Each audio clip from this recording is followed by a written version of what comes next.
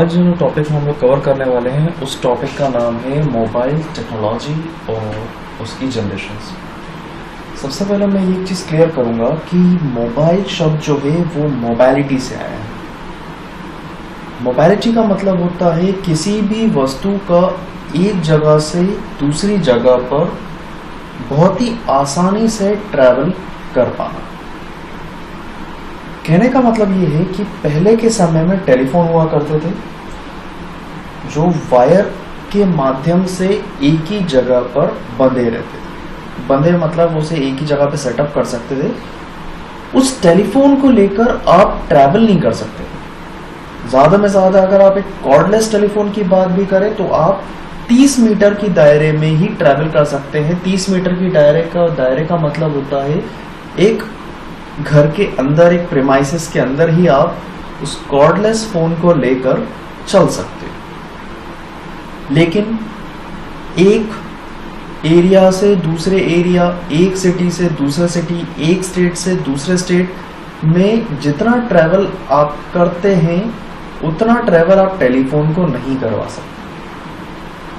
तो यहाँ पर वायरलेस कम्युनिकेशन में मोबाइल फ़ोन जो हम इस्तेमाल करते हैं ये एक ऐसी टेक्नोलॉजी है जो मोबाइलिटी है, जिसको आप एक जगह से लेकर दूसरी जगह पर आसानी से लेकर जा सकते हैं।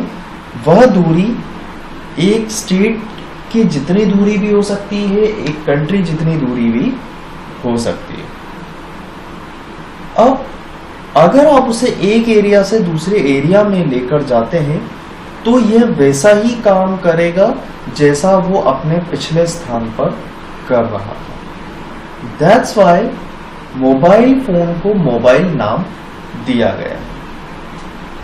तो टॉपिक स्टार्ट करते हैं। मोबाइल टेक्नोलॉजी एक ऐसी तकनीक है, एक ऐसा प्रोटोकॉल है, एक ऐसी सेवाओं को पेशकश या गति हो।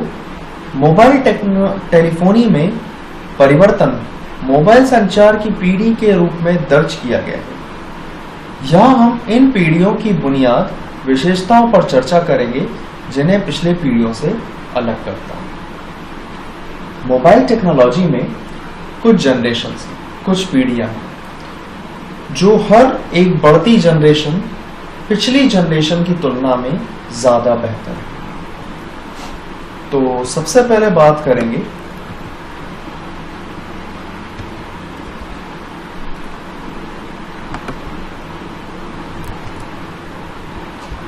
टेक्नोलॉजी के बारे में।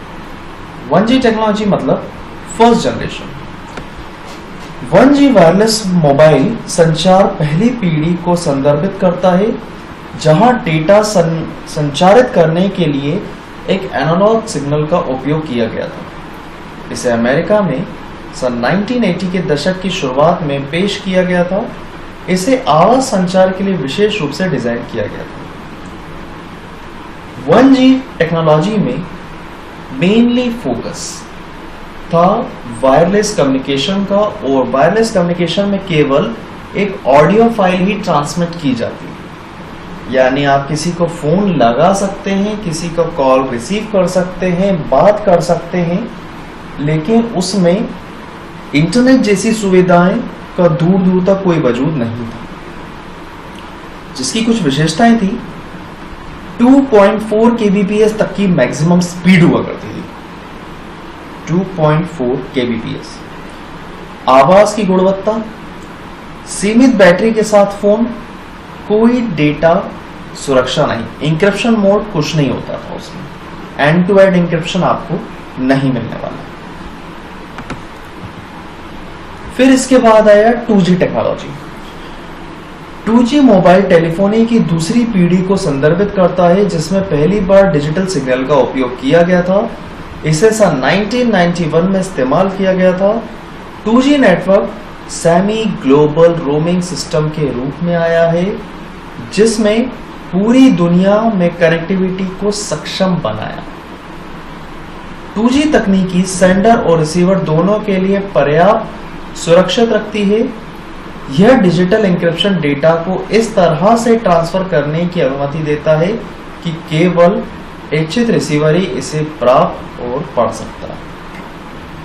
कहने का मतलब ये है कि 2G टेक्नोलॉजी जो है यहाँ पर मोबाइल डेटा सर्विस भी हमको मिलना शुरू हुई थी और यहाँ पर इंक्रिप्शन मोड चालू हुआ था।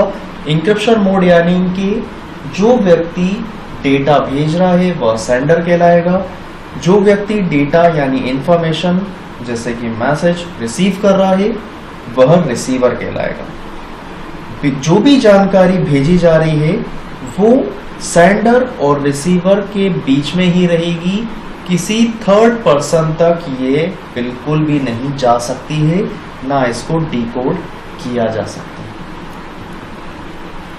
इसकी कुछ विशेषताएं जानते हैं। यहाँ पर डेटा की स्पीड को बढ़ाकर 2.4 की जगह 64 kbps तक पहुंचाया गया था, जिसको GPRS के नाम से जाना जाता था। इसमें टेक्स्ट और मल्टीमीडिया मैसेज भेजना संभव था। 1G से बेहतर गुणवत्ता थी।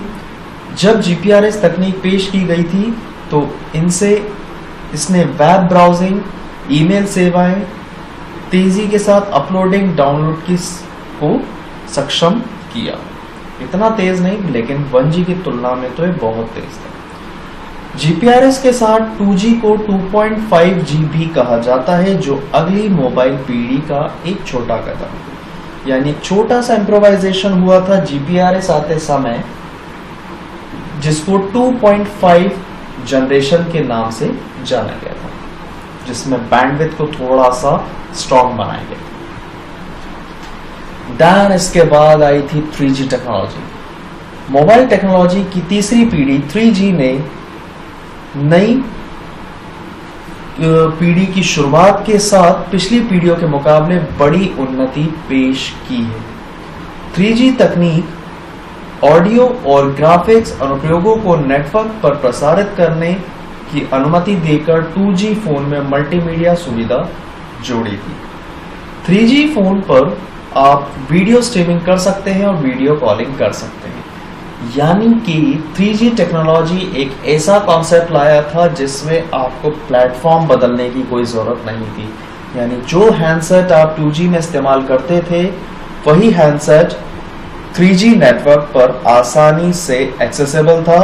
यानी आप उसी हैंडसेट पर अपना 3G नेटवर्क एक्सेस कर सकते थे, जिसमें स्ट्रीमिंग फैसिलिटी हमें प्रोवाइड हुई थी। यानी कि टीवीज, रेडियोस पर ब्रॉडकास्ट होने वाले चैनल्स हम लाइव स्ट्रीमिंग अपने मोबाइल फोन पर भी एक्सेस कर सकते थे, जिसकी स्पीड लाइट एंड फास्ट थी, काफ़ी ज़्यादा तेज थी।